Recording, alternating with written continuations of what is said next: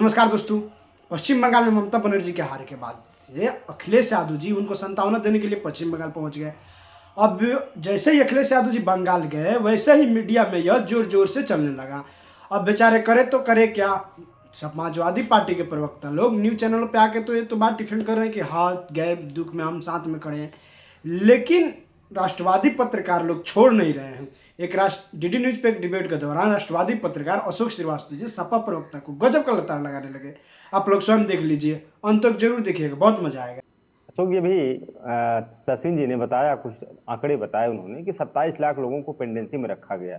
कुछ आंकड़े तहसीन भाई से छूट गए थे कि 5 लाख और ऐसे वोटर्स थे जो फाइनल वोटर लिस्ट पब्लिश होने के बाद उनका नाम अचानक से जोड़ दिया गया। तो ये टोटल जो गोलमाल है ये 27 लाख प्लस 5 लाख मतलब 32 लाख के लमसम का गोलमाल है। और ये गोलमाल कौन किया? ये चुनाव आयोग ने किया। और चुनाव आयोग के ऊपर इस देश की डेमोक्रेसी की रक्षा करने की जिम्मेदारी इस देश के संविधान ने दिया था।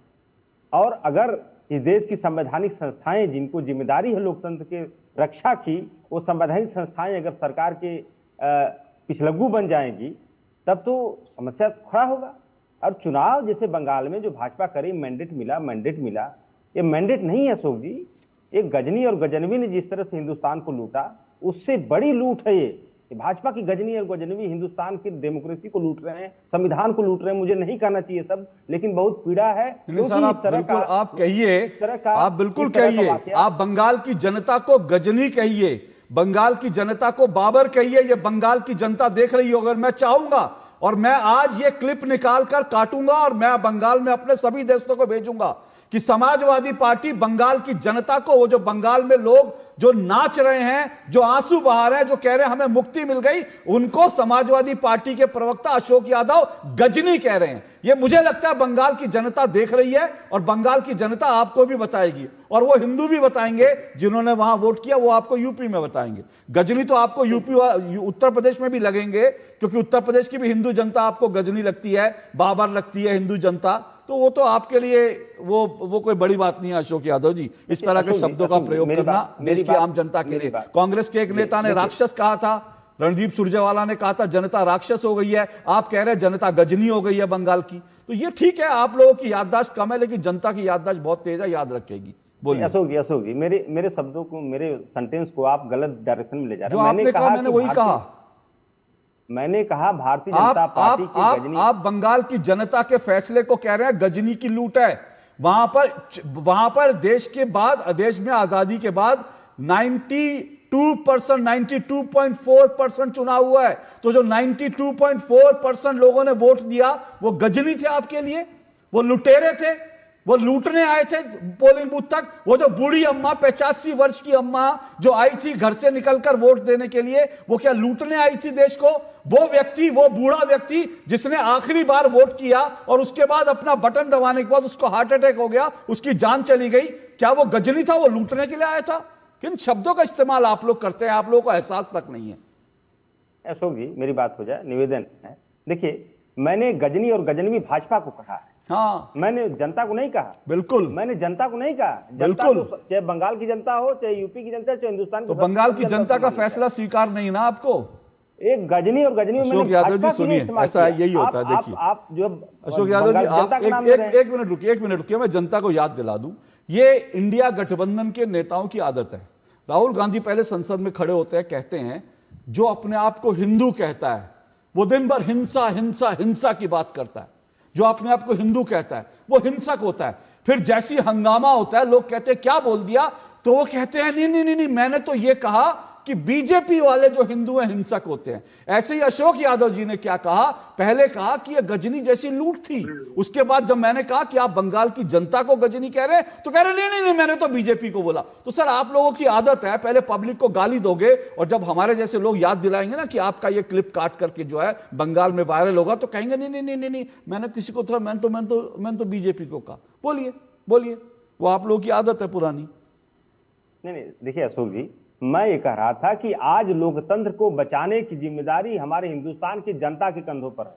इस देश के लोकतंत्र की रक्षा अगर कोई कर सकता है तो हिंदुस्तान की जनता, और उस जनता के पीछे कोई खड़ा है तो इंडिया गठबंधन। आपने कहा कि इंडिया गठबंधन क्यों बना, उसका नाम इंडिया क्यों रखा गया? इसीलिए रखा गया क्योंकि इंडिया और भारत हमारे दिल में बसता है और हमें अपने हिंदुस्तान की रक्षा करनी है, हिंदुस्तान के लोकतंत्र और संविधान की रक्षा करनी है इस भारतीय जनता पार्टी रूपी गजनी और गजनवी से। अच्छा, आपसे एक सवाल पूछता हूँ, फिर मैं समीर जी के पास जाऊंगा। अच्छा, बोलिए आरपी सिंह जी।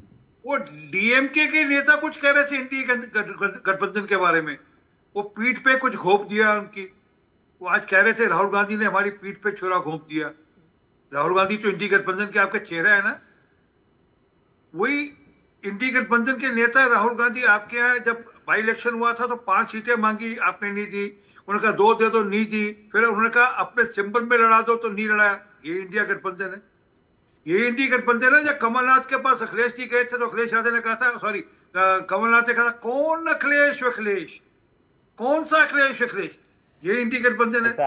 ये इंडी गठबंधन है कि जो केरलम के अंदर आमने सामने चुनाव लड़ते हैं और फिर गठबंधन की बात करते हैं। देखिए सर, बंगाल के अंदर राहुल गांधी ममता बनर्जी के खिलाफ कैंपेन करते हैं, उनको कहते हैं कि पोलराइज कर रही है इलेक्शन ममता बनर्जी। मैंने कहा, राहुल गांधी ने कहा कि ममता बनर्जी इलेक्शन पोलराइज कर रही है। पोलराइज मतलब किसका पक्ष में? मुसलमानों के पक्ष में पोलराइज कर रही है। जिनको जब वो मुहर्रम का जुलूस निकलने देती थी, दुर्गा विसर्जन रोकती थी, तो पोलराइज कर दी। मैं विषय पर आ जाता हूँ।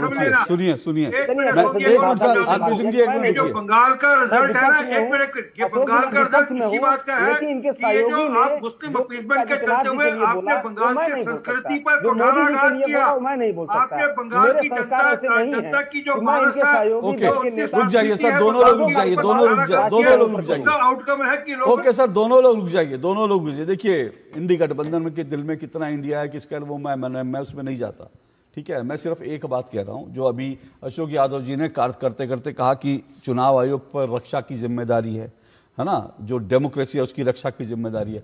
बिल्कुल ठीक है, चुनाव आयोग से आपको शिकायत हुई, आपको लगा असंवैधानिक काम कर रहा है चुनाव आयोग, तो आप लोग कहां गए? संविधान की रक्षा करने की जिम्मेदारी किस पर है? देश की सुप्रीम कोर्ट पर है। आप लोग कहां गए? सुप्रीम कोर्ट गए। एक बार नहीं, दर्जनों पिटीशन सुप्रीम कोर्ट में दायर की आप लोगों ने, लेकिन सुप्रीम कोर्ट ने जो फैसला दिया, अब आप ये भी कह दीजिए, जैसे आपने कहा कि चुनाव आयोग जो है बीजेपी के इशारे पर काम कर रहा है, आप लोग मन में यही कहते होंगे क्योंकि आज पाकिस्तानी टीवी भी यही कह रहे हैं, तो हो सकता है कल को मैं किसी इंडी गठबंधन के नेता के मुंह से भी सुन लूं कि सुप्रीम कोर्ट जो है वो भी बीजेपी के इशारे पर काम करता है। क्योंकि हर बार, चाहे ईवीएम, चाहे SIR या चुनाव आयोग, हर बार आप लोगों ने देश की सुप्रीम कोर्ट में चुनौती दी है और देश की सुप्रीम कोर्ट ने आपके जो भी तमाम आपके जो आशंकाएं थी उनको निर्मूल साबित किया। उसमें कोई दम नहीं है। सुप्रीम कोर्ट ने बार बार कहा कि इस तरह की पिटीशन जो आती है वो सिर्फ और सिर्फ पब्लिसिटी स्टंट के लिए आती है। ये सुप्रीम कोर्ट के शब्द है। ईवीएम को लेकर सुप्रीम कोर्ट ने कहा, ये ईवीएम को लेकर सुप्रीम कोर्ट ने कहा कि जब आप जीतते हैं, ये देखिए, ये सुप्रीम कोर्ट का फैसला है। सुप्रीम कोर्ट ने कहा जब आप हारे तब होती है खराब ईवीएम, हाँ, जब आप हारे तो ईवीएम, ये सुप्रीम कोर्ट कह रहा है। अब आप कह दीजिए सुप्रीम कोर्ट भी बिकी हुई है, बीजेपी के इशारे पर काम कर रही है, लेकिन वो कहने की हिम्मत नहीं है आप लोगों की। चुनाव आयोग को कह देते क्योंकि चुनाव आयोग के पास ऐसा कोई ताकत नहीं है कि वो आप लोगों का कान पकड़ के उमेट सके। सुप्रीम कोर्ट के पास है ताकत, इसलिए सुप्रीम कोर्ट को आप और सुप्रीम कोर्ट को गाली देंगे तो फिर संविधान के रक्षक कैसे बनेंगे? तो आप लोगों का डबल स्टैंडर्ड तो रोज एक्सपोज होता है। देखिए अशोक जी, बचपन में हम लोग चोर पुलिस का खेल खेलते थे, तो यही स्थिति यहाँ पे है। विपक्ष जो है जब तक भाजपा की एक चोरी पकड़ता है तब तक भाजपा एक नया इनोवेटिव टाइप की चोरी शुरू कर देती है। ईवीएम से शिफ्ट होकर के अब दूसरा SIR में आप उलझे रहिए, तब तक 27 लाख लोगों को पेंडेंसी में डाल दिया। 27 लाख लोगों के नाम पेंडेंसी में रहिए, तब तक 5 लाख लोगों का नाम जोड़ दिया। तो आप एक चोरी पकड़ेंगे, भाजपा उसकी 3 गुना 4 गुना और नए स्मार्ट तरीके से चोरी करना शुरू कर देती है। और ये सारी चोरियां क्यों होती है? सत्ता हासिल करने के लिए, सत्ता की भूख। वाजपेयी जी ने कहा था, आप सीनियर पत्रकार हैं, वाजपेयी जी ने कहा था कि सरकारें आती जाती रहेंगी, इस देश का लोकतंत्र जिंदा रहना चाहिए। वाजपेयी जी ने यह भी कहा था, वाजपेयी जी ने यह तब कहा था, वाजपेयी जी ने तब कहा था जब आप लोगों ने एक वोट से उनको हराने की कोशिश की थी। जब आपने एक वोट से गलत तरीके से वाजपेयी जी को हराया था ना, तब ये कहा था। और आपने बचपन के खेल की याद दिलाई ना, मुझे भी बचपन में एक खेल याद है। हम भी गली मोहल्ले में क्रिकेट खेलते थे और जैसे ही हार जाते थे ना, तो जिसका बल्ला होता था लेके भाग जाता था, नहीं नहीं नहीं नहीं नहीं मैं नहीं है। आपने भी खेला होगा। और अशोक यादव जी, और मुझे लगता है इंडी गठबंधन की तो ट्रेनिंग ही ऐसी ही होगी कि जहां अपना बल्ला लेकर खेलने जाओ और जैसी हार जाओ बल्ला लेकर भाग जाओ। नहीं नहीं, बेईमानी है, मैं नहीं, मैं आउट हुआ तो मैं गलत है, सब खेल खराब, क्योंकि बैट मेरा है। बैट मेरा है। तो आप लोग तो इसी तरह की आदत हो गई है, हर खेल के बाद एक रोने वाला बच्चा होता है, हर क्रिकेट खेल में और हर खेल में एक रोने वाला बच्चा होता है। जब वो पिट जाता है, हार जाता है ना, तो रोने लगता है कि हाय मुझे हरा दिया, मुझे हरा दिया। आप लोगों की हालत वही होगी। नहीं, मैं बैट समीर जी, लेकर जल्दी से मेरे पास 30 भाग सेकंड है। जाता था। अशोक जी, आप जो भी बचपन का खेल बता रहे थे कि जो बल्ला लेके भाग जाता होगा, वो बल्ला लेके नहीं भागते होंगे। ये कहते हो कि एम्पायर कार्ड हमारे एम्पायर गलत है, एम्पायर पार्शलिटी कर रहा है। हाँ। तो वहां भी एम्पायर को दोष अरे देते थे नहीं। और यहाँ पर भी एम्पायर को चुनाव को ये दोष देने की उनको आदत है। बचपन की आदत मुझे पड़ी हुई पूछो, है कि मेरे भाई को पूछो। एम्पायर को दोष देते रहो।